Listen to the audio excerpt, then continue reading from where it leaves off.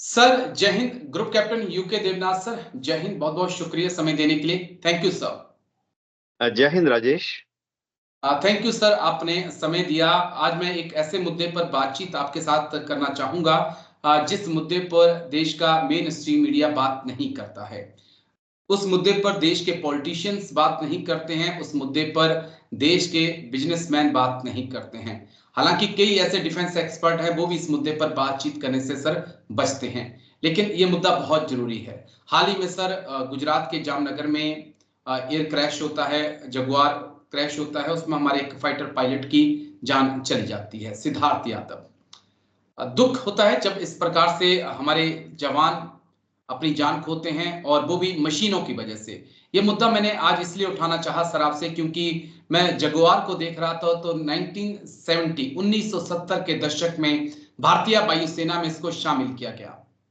यानी कि सीधे सीधे 55 साल जो हैं वो हो चुके हैं। मिग 29 सर, एक और अहम जो हमारा विमान है, वो 1987 में शामिल किया, 80 के दशक में। सुखोई में मैं आ जाता हूं सर, तो ये 2002 में पहला सुखोई जो है आया, और उसके बाद आने की सिलसिला जो है शुरू हुआ, यानी कि लगभग 23 से 24 साल शुरू हो चुके हैं। मैं आगे बढ़ने से पहले बस आपसे ये पूछना चाहूंगा कि जब 15 साल पुरानी कार को हम दिल्ली की सड़कों पर नहीं चला सकते हैं, सर बहुत अहम सवाल है, जब 15 साल पुरानी कार को हम दिल्ली की सड़कों पर नहीं चला सकते हैं, तो हम 50 60 साल 40 साल पुराने फाइटर जेट को हवा में कैसे उड़ा सकते हैं सर? ये तो सरासर उस जवान के साथ, उस पायलट के साथ धोखा है जो इस देश की सेवा के लिए वायुसेना में भर्ती हुआ है सर। हाँ राजेश, बहुत दुख की बात है। सबसे पहले तो मैं एक बहादुर पायलट की जो शहादत हुई है उसको नमन करता हूँ। मैं भगवान से प्रार्थना करता हूँ कि उसके माता पिता को शक्ति दें कि वह इस कठिन दौर से अपने को निकाल कर जीवन में आगे बढ़ सकें। देखो राजेश, होता है कि जो फाइटर एयरक्राफ्ट हैं या कोई भी जहाज, चाहे ट्रांसपोर्ट विमान हो एयरफोर्स का या एयरफोर्स का हेलीकॉप्टर हो, अ, ये मुख्यतः दुनिया में 3 या 4 देशों में बनते हैं। जी। अमेरिका में बनते हैं, रूस में बनते हैं, फ्रांस, इंग्लैंड में बनते हैं। 4 देश, अब 5वां देश एक और बनाने लगा है, वो है चीन। तो मुख्यतः इन 5 देशों में ही फाइटर विमान या ट्रांसपोर्ट विमान और हेलीकॉप्टर विमान बनते हैं एयरफोर्स के लिए। जो अ, अगर आप इन पांचों देशों को देखो तो वो जब एक फाइटर विमान बनाते हैं तो उनके यहाँ मोर और लेस एक ऐसा सिस्टम है कि 20 साल तक तो उड़ाना ही है। जी। 20 साल की लाइफ वो दे देते हैं उसको। और इन पांचों देशों में ही एक नियम सा ही है कि 20 साल उड़ने के बाद जहाज की एक मेंटेनेंस एंड ओवरऑल की जाती है, जी। जिसे कहते हैं मिड लाइफ, यानी आधा जिंदगी पर अपग्रेड करना, मिड लाइफ अपग्रेड।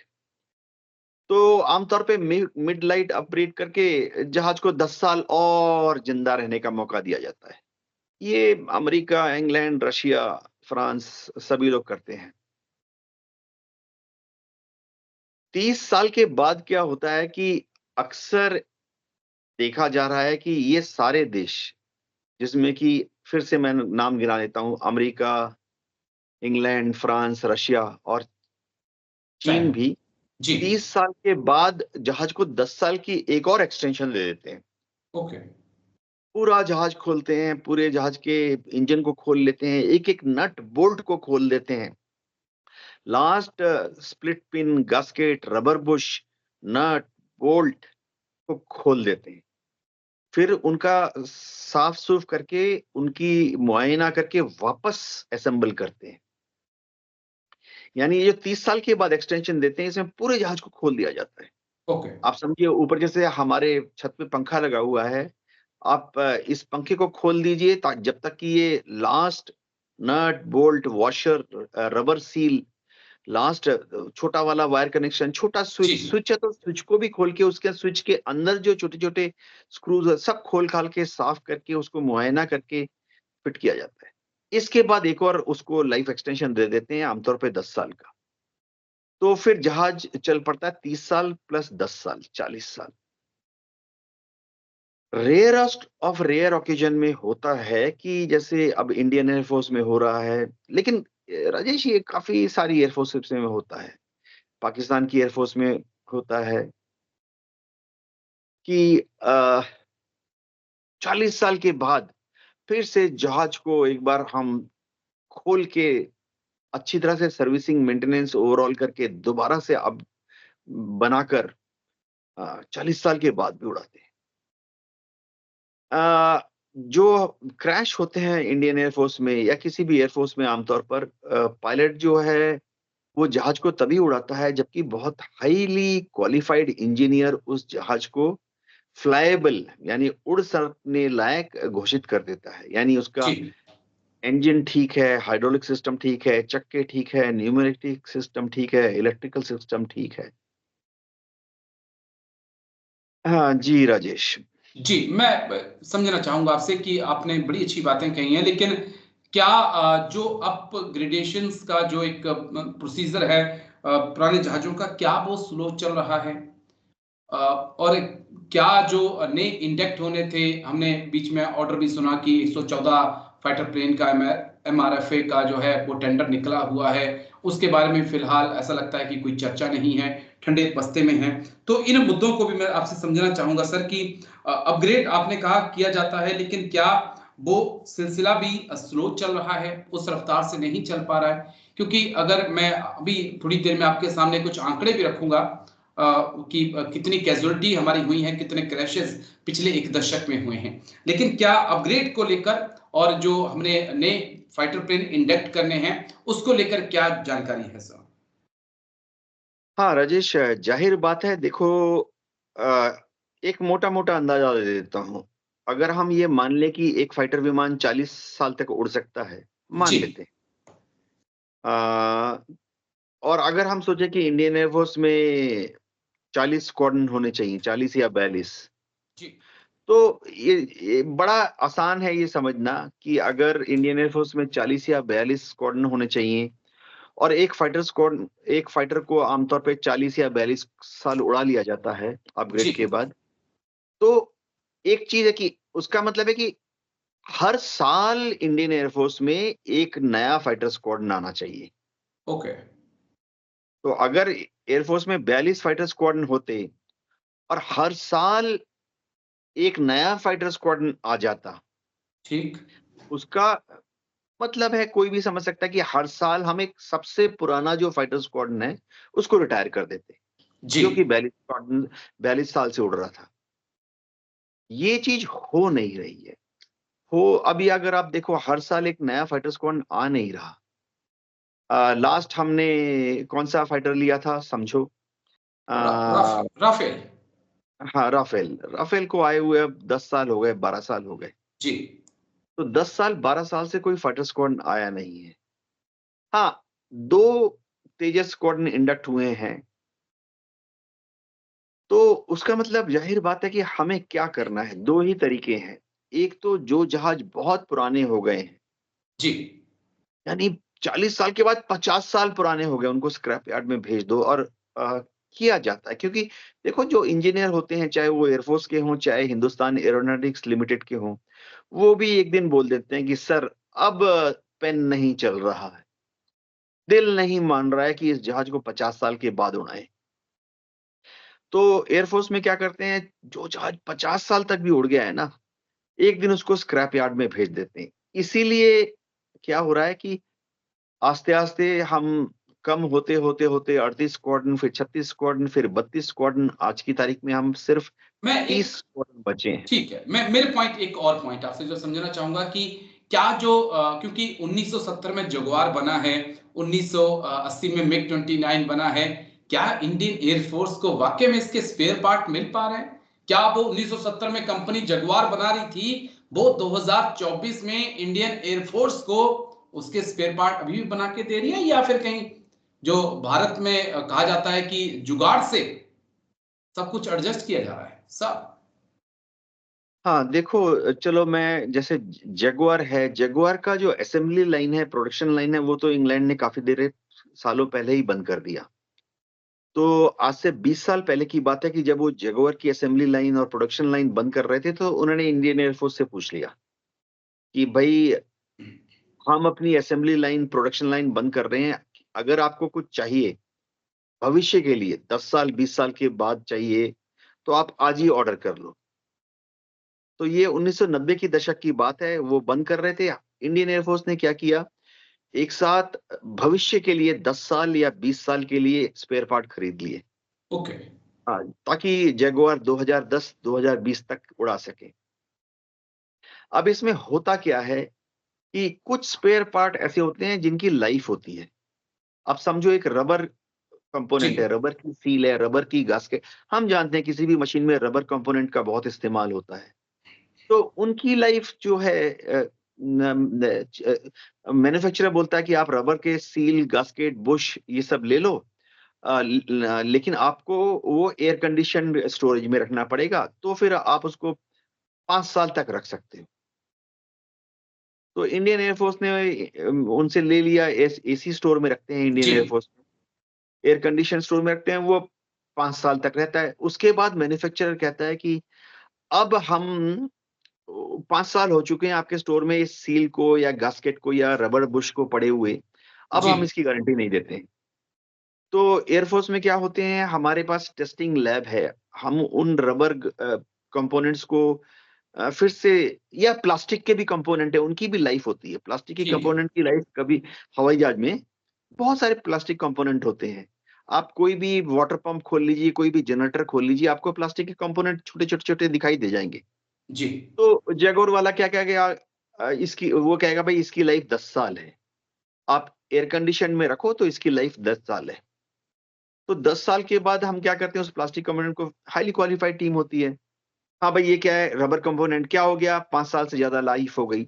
उसको साइंटिफिक तरीके से स्टडी किया जाता है कि ठीक-ठाक है, फिर उसको थोड़ा लाइफ एक्सटेंशन दे देते हैं। 5 साल के बजाय 8 साल चला लेते हैं। प्लास्टिक का कंपोनेंट है, हाँ भाई क्या है, प्लास्टिक कंपोनेंट है, उसको माइक्रोस्कोप के नीचे उसकी केमिकल एनालिसिस की जाती है, फिजिकल टेस्टिंग की जाती है। हाँ भाई क्या है, सर ये 10 साल पुराना हो चुका प्लास्टिक कंपोनेंट। तो हाइली क्वालिफाइड साइंटिस्ट और टेक्नीशियंस होते हैं, कहते हैं ठीक है 10 साल की जगह आप इसको ठीक और है। साल और 13 साल 14 साल तक चला लो। अच्छा, इस बीच क्या हुआ कि काफ़ी सारे ऐसे कंपोनेंट हैं जिसको कि इंडियन एयर फोर्स ने इंडिया में ही इंडिजिनाइज़ कर लिया, यानी चाहे एचएएल ने उनको इंडिया में बनाना शुरू कर दिया हो। अब एक समझिए उसमें एक स्प्लिट पिन है, जी। उसमें एक रबर का बुश है, या जैसे एसी जनरेटर के, डीसी जनरेटर के आपने देखा होगा कि अंदर रोटेटिंग आर्मेचर होता है, आर्मेचर पर बुश चढ़ा होता है। तो ऐसी चीज़ों को एक-एक करके एचएएल ने या इंडियन एयर फोर्स ने इंडिया में ही बनाना शुरू कर दिया। ठीक है सर। तो मोर और लेस जब कोई टेक्निकल ऑफिसर एयर फोर्स का या एचएएल का इस जैगुआर को उड़ने के लिए क्लियर करता है, तो वो देख लेता है कि ये कंपोनेंट पुराना है, ये कंपोनेंट नया है, ये कंपोनेंट मेड इन इंडिया है। अ, वो उसको 2-3 लेवल पर पहले एक जूनियर ऑफिसर उसको क्लियर करता है, फिर सीनियर अफसर 10 तरह के सवाल पूछ के उस ठीक असेंबली है। को, समझिए वाटर पंप है जहाज का, या जहाज का हाइड्रोलिक सिस्टम का जो एक्यूमुलेटर है, यानी जिस टैंक के अंदर, हर जहाज में ऐसे हाइड्रोलिक सिस्टम है तो हाइड्रोलिक फ्लूइड बिल्कुल। डालना पड़ेगा, 10 लीटर डालना पड़ेगा, वो जो उसकी टैंकी है हम उसको एक्यूमुलेटर बोलते हैं।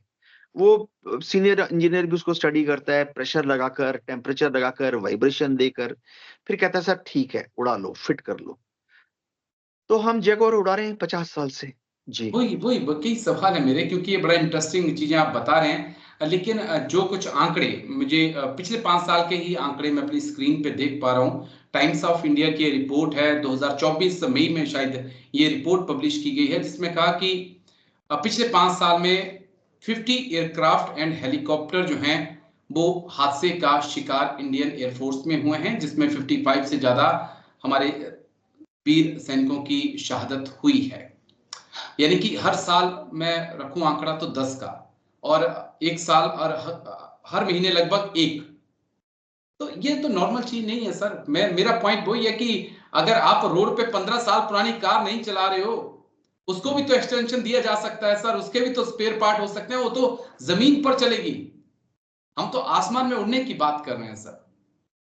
हाँ, राजेश, होता ऐसा है एयरफोर्स में, किसी भी एयरफोर्स में, चाहे यूएस जी, एयरफोर्स हो,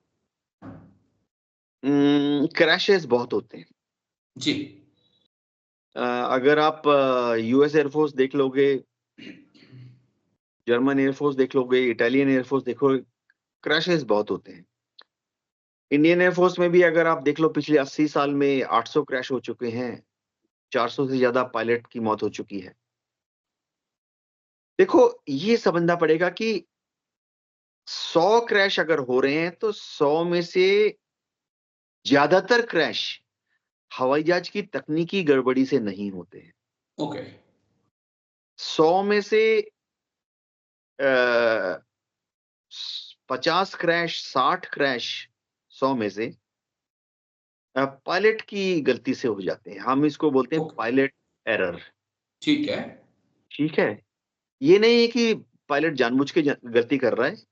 मैं आपको एक एग्जांपल देता हूं कि जहाज भी बढ़िया है, जी, इंजन भी बढ़िया है, पायलट भी बढ़िया है। अब एयरफोर्स है तो रात में उड़ेगी, एयरफोर्स है तो दिन जमीन के पास पास से उड़ेगी, सामने पहाड़ आ गया ठीक है। तो ना गलती हवाई जहाज की है, ना गलती पायलट की है, लेकिन इसको मान लिया जाता है पायलट एरर। क्योंकि अगर वो अंधेरे में उड़ रहा है, अगर वो नीचे नीचे उड़ रहा है, तो पायलट की जिम्मेवारी है कि कहां पर सामने पहाड़ है उसका ख्याल रखे। और या तो पायलट की जिम्मेवारी है कि उस पहाड़ के थोड़ा सा इधर उधर से जी, निकल जाए, थोड़ा सा पहाड़ के बाएं तरफ से निकल जाए, थोड़ा सा पहाड़ के दाएं तरफ से दाईं निकल तरफ जाए, से।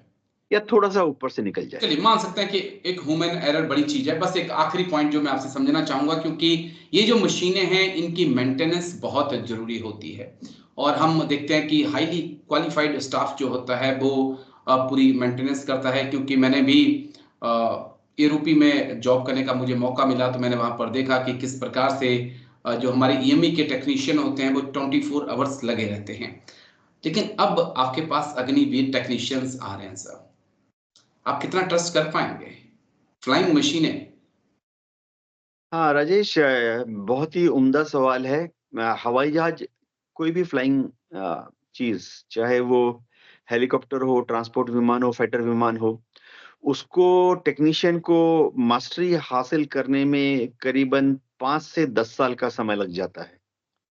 अगर आप सिविल एविएशन में भी जाएंगे तो सिविल एविएशन मतलब जो लोग इस एयरपोर्ट में आप देखोगे जी, बोइंग की सर्विसिंग कर रहे हैं, एयरबस की सर्विसिंग कर रहे हैं, उसमें से भी जो टेक्नीशियंस जो है जिनकी नौकरी महज 3 साल 4 साल हुई है, उनको इंडिपेंडेंट काम करने का मौका नहीं दिया जाता। उनका काम होता है कि भाई ये टाइट कर दो, ये ढीला कर दो, ये खोल दो, ये लगा दो, लेकिन अंडर सुपरविजन। ओके, तो सिविल एविएशन में भी 3 साल 4 साल तक जो होते हैं, उनको वो अकेले काम नहीं करता।